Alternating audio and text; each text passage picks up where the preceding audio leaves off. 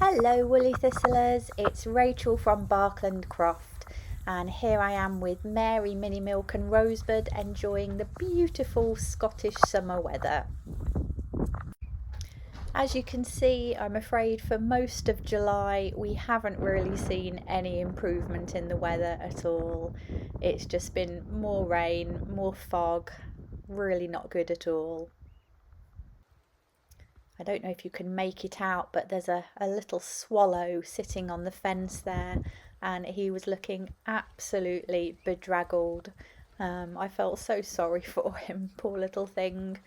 I did check on him about an hour later, and he'd gone, so hopefully he was okay. Thankfully, for most of the cruise ship visits that I've been down at the museum, the weather has stayed mostly dry, and it's been lovely to see some of the wildflowers along the verges. So these pink ones are called ragged robin, and there's some white clover there. And these purpley ones are some of my favourites. They just look so pretty in the verge, and these are called common vetch.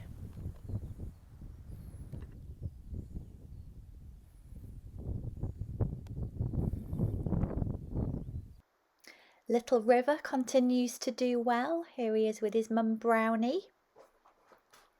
And he's growing at a rate of knots too. And although they don't spend an awful lot of time together, it's been really nice to see River spending some time at least with Sparky. So there's Mum Brownie, not too far away. And he's starting to sort of copy Sparky as well. I think maybe he looks at him like an older brother, hopefully.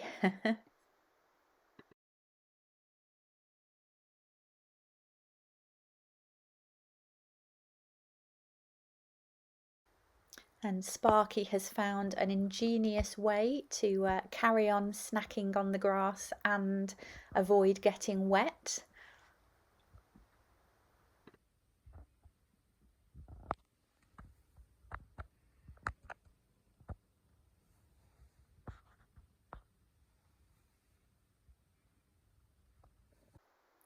And with the cold and wet weather continuing, this is the first time that I've ever had to order coal in July. Although the days haven't been particularly nice weather-wise, we have had a few evenings where the skies have completely cleared and it's been absolutely beautiful.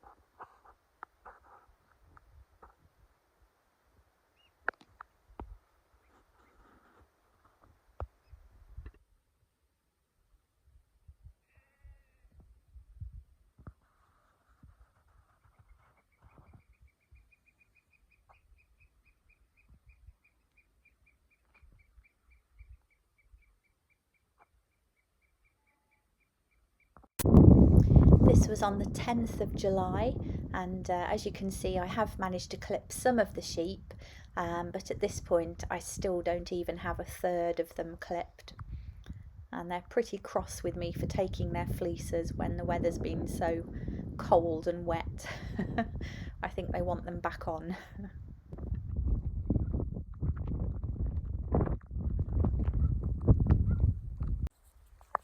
Here are some faces you might recognise. Here's Curly Whirly. He was one of my very first caddies. That's a hand-reared lamb, and that's Minnie Milk. He was one of last year's caddies. And here's Mungo. So Curly Whirly and Minnie Milk are both pure Shetlands, and Mungo is a Shetland Texel cross. That's why he's so much bigger.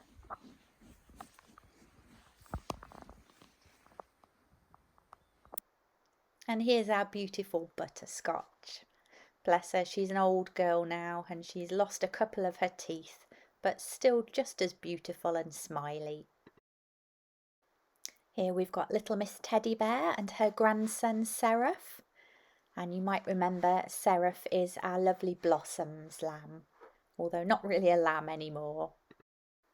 On the 12th of July, we had a really wonderful treat as two visiting musicians, Alison and Hunt Smith from Maine in the USA, were visiting Fair Isle for a few days and gave us a concert and dance. They also invited local musicians to sit in and join in. So here you've got Neil Thompson on guitar. That's his daughter Eileen on the flute.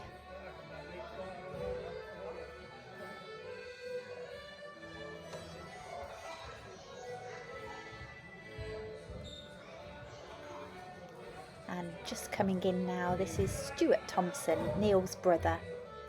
And he decided to play Eileen's accordion for a bit, which was really super because he used to play accordion a lot, but I haven't heard him play for a good few years now because he has very bad arthritis in his hands. So this was a really special occasion.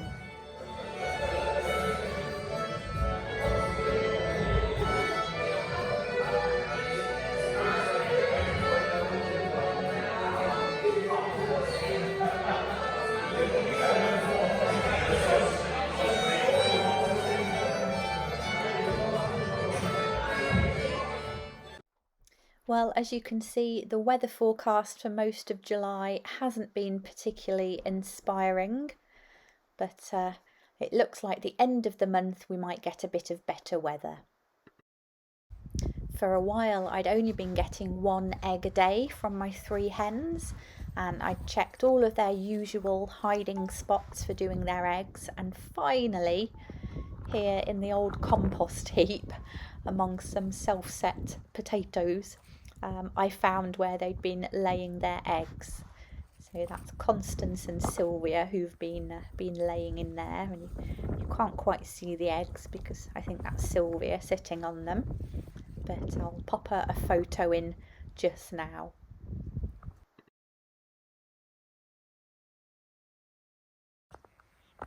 I was looking at the new rabbit hole diggings in the top field the other day, and saw this tiny little hand, which to be honest freaked me out for a little bit before my brain processed what it was, and hopefully you can make it out, but there is a frog in there, which was lovely to see because I don't really see that many frogs at all. I normally get some tadpoles in the pond each year, but they never seem to get to frog stage, so it was really super to see this little chap. Finally, we got a forecast for some good weather. Meg certainly enjoyed it and kept sticking her tongue out in approval. And I was able to get on with some more clipping. So here I am just about to clip Sandy, and I think Ginger Tom is waiting for his turn too. As well as clipping the sheep, I've also been able to make a good start on sorting through all the fleeces. These are what I'll take to the mill next month. So here's just one of the fleeces laid out on a board. There's Sparky. He's been very sensible and going in the shade where it's a bit cooler for him. And that's the mountain of fleeces I have to sort through. So what I'm doing here is just going through, taking off any sort of really matted or felted bits, any poopy bits, any bits of sort of vegetation that have got stuck in there.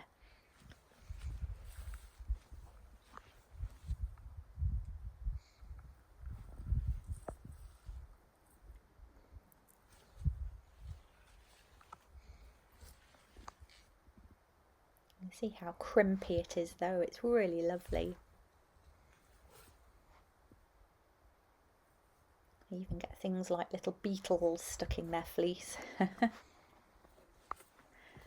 So once I've sorted that, I'll roll it all up, and then it'll look like this, and from there it gets put in a sack with others, and I'll take the sacks off to the mill.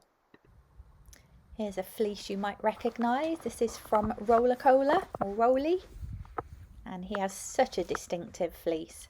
He has these really wavy locks and has a lovely dark brown sort of undercoat, and then down his sides he has these kind of white cream curly locks which are so pretty, That's the bit that would have gone round his neck. As the hen's saying hello. But just such a special fleece. I really love his ones. And you can see how long his fleece is.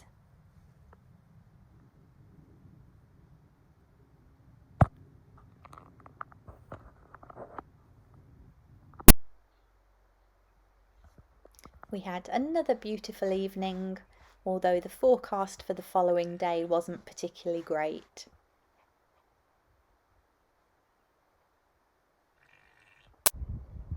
And here we are at the end of July, back to fog and drizzle again. Baling has been happening on the isle. That's preparing the silage to feed the sheep in the winter. And as you can see, that field's been completely done.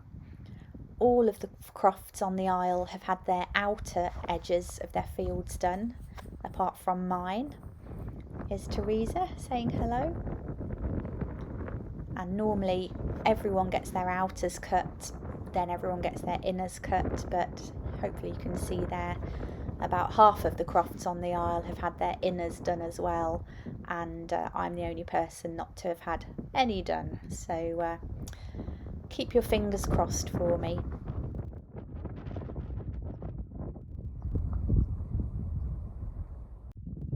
And I'll leave you with a bit of a smile. This is from a few days ago when I'd managed to get some of the sheep clipped, and it's which is a sheep, which is a fleece, because I'd laid out some of the fleeces in their rolls and some of the sheep had gone and laid down beside them.